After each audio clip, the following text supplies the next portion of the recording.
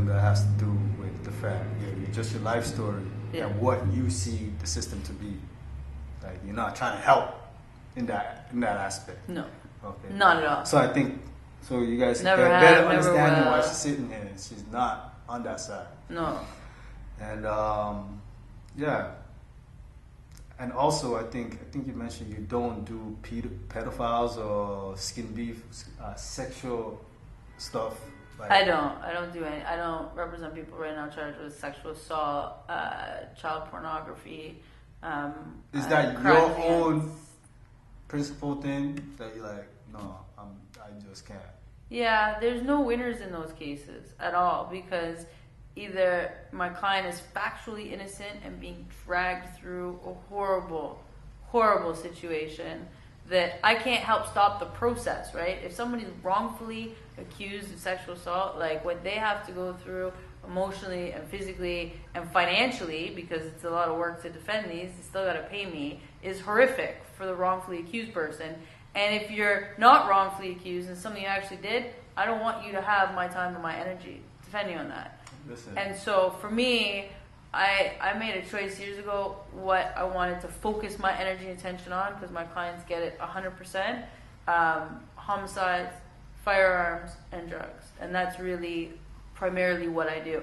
It's not necessarily just political. I also don't do impaired driving cases anymore. Mm-hmm. Not because I have anything against someone charged with impaired driving, but it's a very technical area of the law. And if you don't give it your 100%, you miss some of the defenses because they're technical, and I'm bored by it. So there's a good reason why I've chosen what I do, but I understand generally, the life and the circumstances of people who are charged with firearms, drugs, and homicide-related offenses. So that's what I focus my energy on. Listen, if you're a single person in the world right now, I feel for you, because I don't know how I would survive as a single person. Only as a man. Yeah, because I don't know. Single man. Women right now, yeah, women are good. They can do whatever they want, whenever they want. They can say whatever they want. There's no accountability. It's crazy. And I'm prepared to say that because I think it's a very scary time for a man right now. Well, that's what the point I'm trying to make is that, like, I remember growing up. I'm pretty sure there's times where I was gonna get it, but because I made sure I'm not aggressive at all. No, I don't want no accusations, purposely. So I'm pretty sure there's times I passed it off not knowing it. You know what I mean? So just the way everybody's so hypersensitive with cameras, hey, hi, I can't make eye contact with you. I don't want to get accused of anything. It's crazy now. See, that's on one side of the pendulum, but then we're living in a world where media, music, movies, art, everything is so hypersexualized. So you've got hypersexuality on one side, booty super sensitive, right? Women are walking around in next to nothing, twerking with their little home video camera, putting that all over Snapchat and Instagram. But don't look at me. Don't look at me. Right. I don't know what a man is supposed to do. You're thirsty. Why are you being thirsty? Right.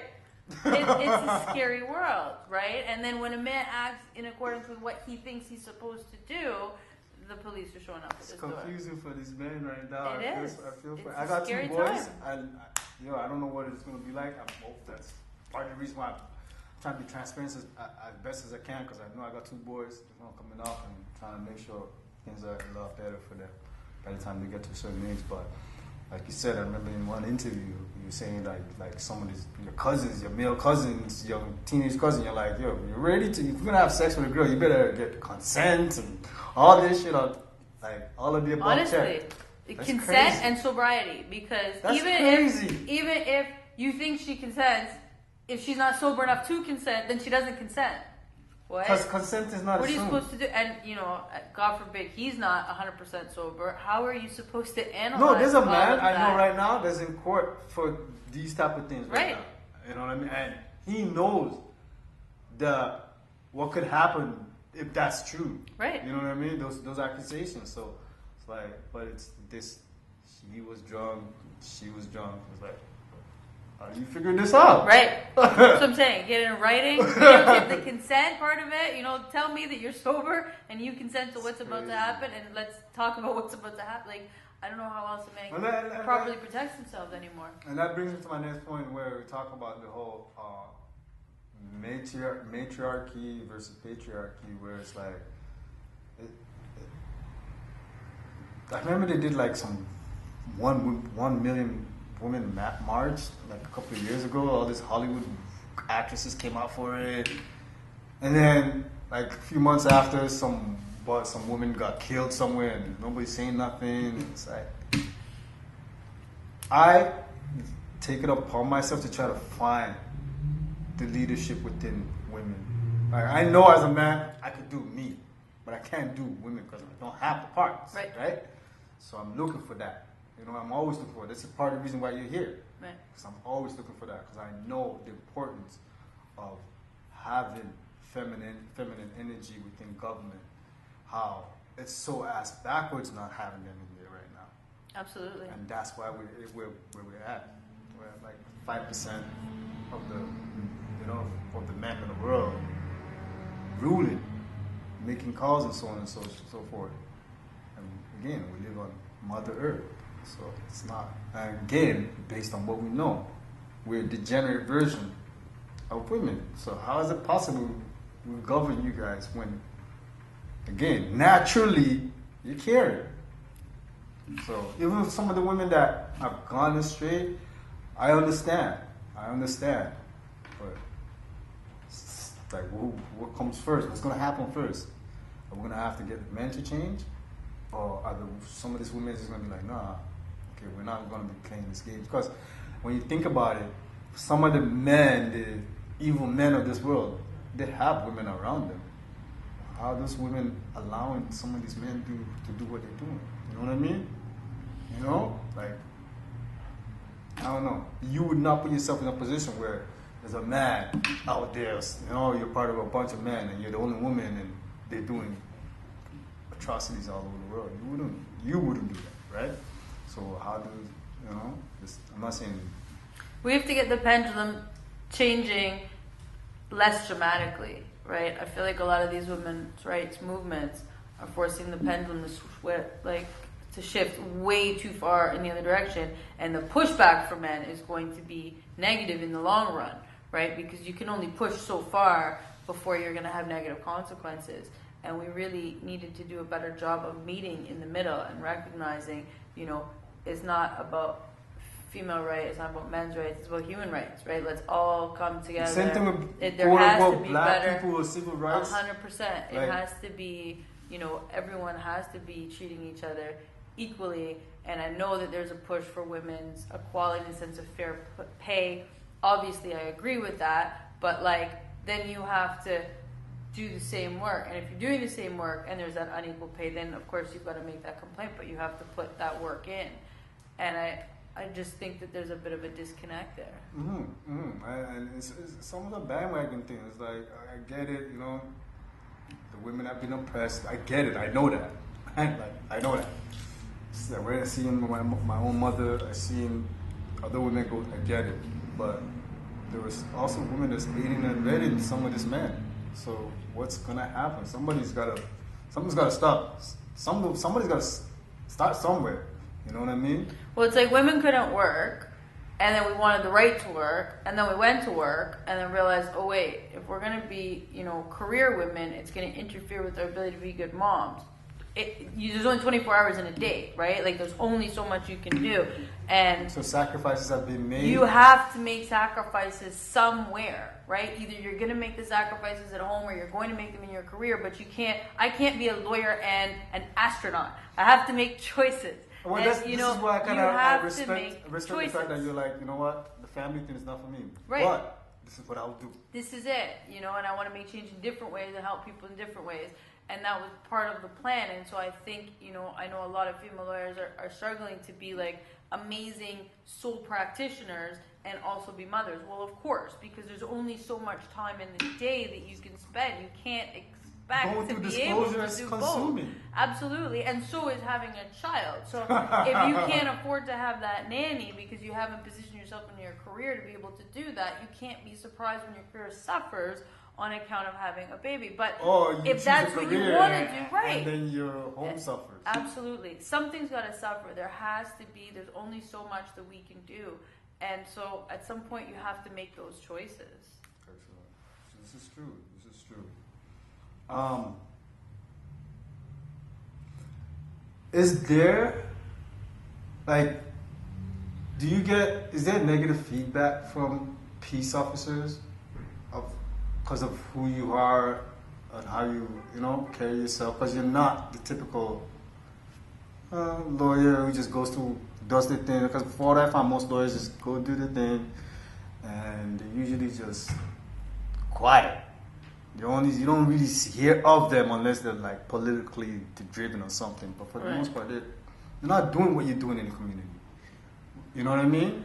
You know what? There has not been any pushback from what I do in the community. There have been plenty of police officers who have left the courtroom after my cross-examination and called me all sorts of names that I'm very proud of. I can imagine. And I take pride in that. But, one of the things that I'm doing outside of my career per se is I work with an organization, as you know, called Keep Six. Mm-hmm. And we're starting a project right now that requires some participation or from the police force. And so I've reached out to a couple of officers with guns and gangs in Toronto as well as in Peel. There's a peace officer named Swift. I don't know if you ever heard of him. No. I'll send you his link. He's pretty active on social media. He might be a person you should link up with. I'd like to sit down with him too. And it's trying to help give young people who are either involved or at risk of being involved in gang life another viable option for employment. And so I presented this, to the Toronto Guns and Gangs to listen, like, this is something that we're working on. What do you think? Can we have your support in this? And they thought it was a phenomenal idea. Mm-hmm. And the head of Guns and Gangs in Toronto said, listen, I would love, to help you out as you guys get the foundation set and the logistics set. Let me know, keep me apprised. So, at the end of the day, I think most police want to see the streets safer, and if we can find a way to do that doesn't send people to jail en masse, it's a win-win, right? Because then we get safer communities and we get people not incarcerated for the rest of their life. So when I asked that question, it's not based on just, because I know majority, because from being in the system, correction officers, peace officers, most of them are good people. They're like most of them. But then you have some shit disturbers. You always got assholes in the group. You know what I mean? You can't. So, but my issue is this. For the amount of shit disturbers that there are and the amount that they're not, the shit disturbers get a lot of print, right? And then on top of that, the ones who are not just going to work, like, when is a good cop going to speak up and say, you know what? And say, hey, buddy. Because that's a gang culture too. 100%. But it is a gang culture. Yeah. And it's a boys' club. There's been a lot of women police officers who have come forward about situations of harassment. Yep. And they're now trying to break through to make serious change within that community. As they should. 100%. And people like yourself make sure they're good. They support them, and whatever they need, because I firmly again understand that when it comes to the feminine principle, it needs to be involved in government. I remember a couple of years ago, I was doing a walk there's a girl who runs an organization called FEET, and she does this walk. She walks from Toronto to Ottawa to raise money for a bus. The bus takes families to the Oh, yes. So when we're doing the walk, she starts up in the city. So I was talking to one of her friends who was supposed to become a peace officer. Okay. And she basically confided in me and she said she's scared because of what you speak of. Absolutely. You know what I mean? Just having to deal with that. Yeah. How am I going to change? How am I going to enact change when I got these guys here? Right. Who don't want change. Intimidated. Absolutely. Absolutely. So yes, there is a lot of bad. There's been a lot of, cowboy groups that have gone into communities and have caused a lot of the distrust and mistrust amongst those communities. And in doing so, they've done a disservice not just to the community, but society at large, right? Because, it's something that I speak about. If you're going to treat someone like a criminal, they're just going to act like a criminal, right? So you've got a generation now who just doesn't care about society at large because the law has treated them like shit as they've come up. And so, we all play a part in this system, police included, and I think that if we all work together to try to enforce change for people, then we can all meet the same goals, which is really having like a safer community with people being more productive with themselves. Okay, true. How important do you think it is to have a curriculum in school based on law? I think it would be beneficial for people to understand their rights. I think it would be beneficial for people to understand how to deal like, for with example, law. what I mean, like, the basic stuff. Like, this stuff that people don't know. Right. The basic stuff, I feel like should be taught in It elementary should, school. so should finance. Yeah. People don't know how to manage their money. But that's by design. Right. all these It things, is, all these 100%. things. You We're keep talking people about ignorant about the things that are fairy most tales important to and them. all this stuff, Law Jack and and- Beanstalk and all this nonsense. I don't care. Like, I want to know facts. I don't care about... And the sooner you teach children the facts, the better they could make decisions Right. according to the facts that's been presented to them. Like, when's the last time you used geometry? What? But it's important to know how to manage your credit, right? So what Yeah. are we teaching people? Exactly. We're counting on parents to teach them financial literacy, but there's a large group of people who don't have families who are financially literate, especially in today's very confusing banking world. You know, I brought in a woman who specializes in bankruptcy insolvency into a youth center that I was working at, helping to teach kids who are just transitioning out of homelessness how to get themselves out of debt or how to avoid debt. And most people don't even realize that, like, when you run up your credit card, even if you pay off a little bit, you're still being charged on the total amount originally. And they didn't realize what it takes to actually get themselves out of credit card debt. And if you don't know that, then it's so easy to use that little card and put yourself into a hole you can't dig out of. It's a trap. I don't didn't know teach it. anyone that. It's Of course not. It's a trap. And they know it. They know it. You know. But yeah, I think it's important. I firmly believe it. Like, with my children, they're gonna know certain things. Like, they're not gonna be intimidated. I think we grew up in being intimidated by the peace officers, and just because we just didn't know what to expect, and then the media in Hollywood, you know, Mississippi burning, all this boys in the hood, the cops being, you know what I mean? So Absolutely. it's just like we all got set up to play this role. But that's only a reality in some communities. Yeah. Because when I was growing up in Thornhill, Richmond, that wasn't my reality.